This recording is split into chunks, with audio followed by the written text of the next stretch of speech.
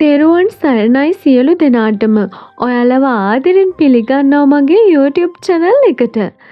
සම්මා සම්බුදු රජාණන් වහන්සේට අග්‍රතම අයුරින් පුද පූජා කරන්න අපි කවුරුත් කැමතියි. බුද්ධ පූජාවන් නිවැරදිව සිදු කර ලොකු පිනක් රැස් කරගන්න පුළුවන්. නමුත් නිවැරදි විදිහට මෙම පූජාවන් සකස් කරන ආකාරය බොහෝ දෙනා නොදනී. කිරි ආහාර පූජාවේ බොහෝ ආනිසංස තිබෙනවා.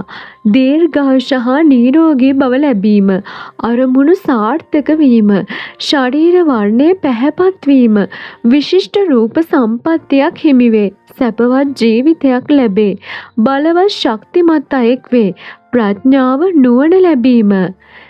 මෙම දියුණුමුසු කිරි ආහාර පිළියෙල කරගන්නා ආකාරය ගැනයි මේ වීඩියෝ එක. ඉතින් වීඩියෝ එකට යන්න කලින් මතක් කරනවා මගේ YouTube channel එක subscribe කරලා ඔයාලගේ යාළුවන්ට බලන්න share කරන්න. එහෙනම් අපි දැන් යමු වීඩියෝ එකට.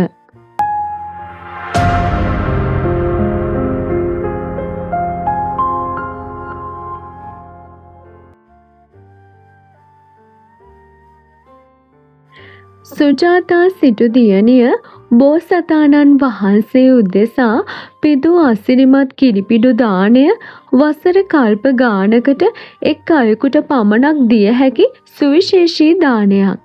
සුජාතා සිටු දියණිය විසින් සිදුහත් බෝසතාණන් වහන්සේ බුදු වීමට ප්‍රථම ලබා දුන් මෙම දානය සැලකෙන්නේ ගෞතම බුද්ධ ශාසනය තුල සිදු කළ මහා දානයක් විදිහටයි. බුද්ධත්වය සාක්ෂාත් කර ගැනීම සඳහා බෝසතාණන් වහන්සේට අවශ්‍ය කායික මානසික ශක්තිය ලබා දුන්නේ මේ ආහාර පූජාවෙනි. 6 වසරක් ආහාර පෝෂණය නොලබා සිට මහා පුරුෂ ලක්ෂණයන්ගෙන් හෙබි උන්වහන්සේට ප්‍රභා සම්පන්න සිරුරක් බවට ජීවෙන් පුරවාලීමට සමත් වූයේ මේ අසිරිමත් ආහාරයයි. එදින සවස් යාමයේ බෝසතාණන් වහන්සේ උතුම් සම්මා සම්බෝධිය සාක්ෂාත් කොට වදාලා. ඒ මහත්ඵල මහා නිසංශ වූ ශීර පායාස දාණය සැකසෙද්දී මහ බඹුයේට ඉහළින් ජඨරයක් දැරූ බවත් සතරවරම් දෙව් රජවරු සතර දෙසින් රැකවල් කළ බවත් සක් දෙවිඳුන්නේ පිසින්නට සඳුන්දර දැල්වූ බවත් දෙවිවරුන් දිව්‍ය ඕජසයට එක් කළ බවත් සඳහන්.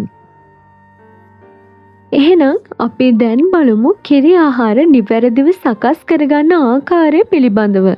මේ සඳහා සුවඳ සහල් කිලෝ 1ක්, කිරි ලීටර් 3ක්, එළකිරි හෝ ෆ්‍රෙෂ් මිල්ක්, තැඹිලි ගෙඩි 6ක් 10ක් වගේ, රට ඉඳි ග්‍රෑම් 250ක්, කජු ග්‍රෑම් 200ක්, වියලි මිදි ග්‍රෑම් 250ක්, සුදු තල ග්‍රෑම් 100ක්, එළඟි තෙල් ග්‍රෑම් 150ක්, මී පැණි කාලක්, වියනක් බැඳීම සඳහා සුදු රෙදි මීටර් 3ක්, පැඟිරි දර, මැටි අලුත් මුට්ටියක්, පාත්තරයක්, පහන් 4ක්, හඳුන් කූරු, කපුරු.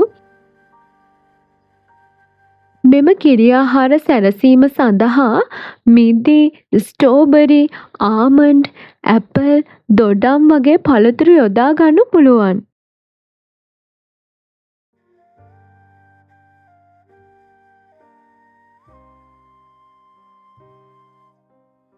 මුලින්ම ඔයාලා රෝස වතුරෙන් හරි කහ වතුරෙන් හරි භූමිය හොඳින් පවිත්‍ර කරගන්න. ඔයාලා මේ දියණුමුසු කිරි ආහාර සෑදීමට ප්‍රථමව පිරිසිදු වෙලා යම් උසස් සීලයක් සමාදන් වෙලාම මේ පුණ්‍ය කර්මය සිදු කරන්න.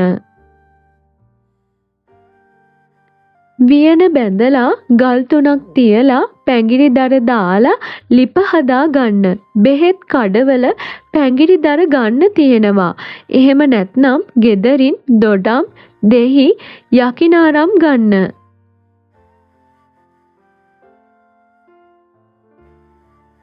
ලිප වටේට 4 තැනකින් පහන් 4ක් දල්වලා සුවඳදුම් දල්වන්න, කපුරු දල්වන්න.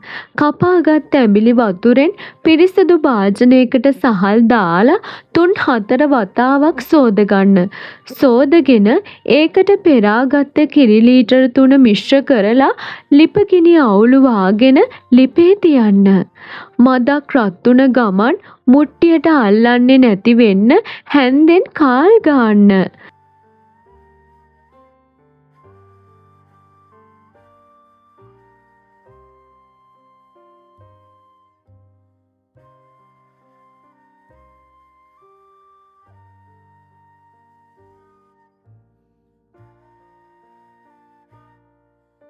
මදක් සහල් තැම්බීගෙන එද්දි සුදු තල සෝදා මිශ්‍ර කරන්න.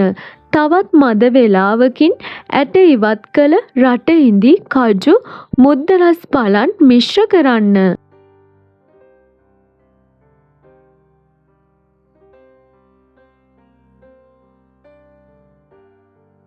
ඉන්පසු තවත් මද වේලාවකින් එළඟි තෙල් එකතු කරගෙන හොඳින් කලවම් කරගන්න. කිරි උතුරන්න නොදී හොඳින් කාල් ගන්න මුල සිටම. හොඳින් ඉදුණු පසු කිරි ආහාර පාත්‍රයකට අරගන්න. ඉන්පසු මද වේලාවකින් මී පැණි මිශ්‍ර කරගෙන අවශ්‍ය නම් සරසා පිළියෙල කරන්න.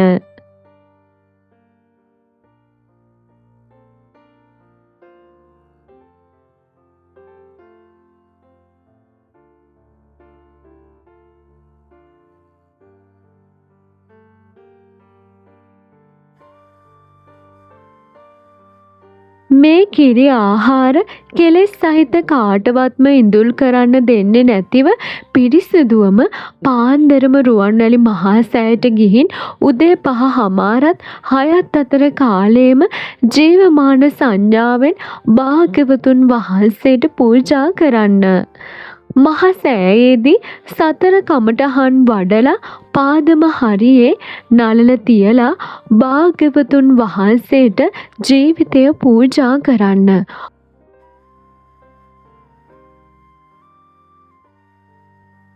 ඔයාලා සියලු දෙනාගේම ජීවිතයේ තියෙන සියලු කරදර බාධක දුරු වේවා. ඔබත් මමත් පතන්නව නිර්වාණ අවබෝධය බොහෝ දුර නොවේවා.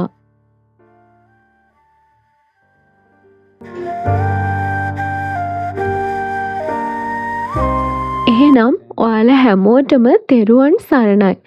මේ වීඩියෝ එක ඔයාලගේ යාළුවන්ට බලන්නත් ෂෙයා කරලා උතුම් ධර්ම දානයේ පින රැස් කරගන්න.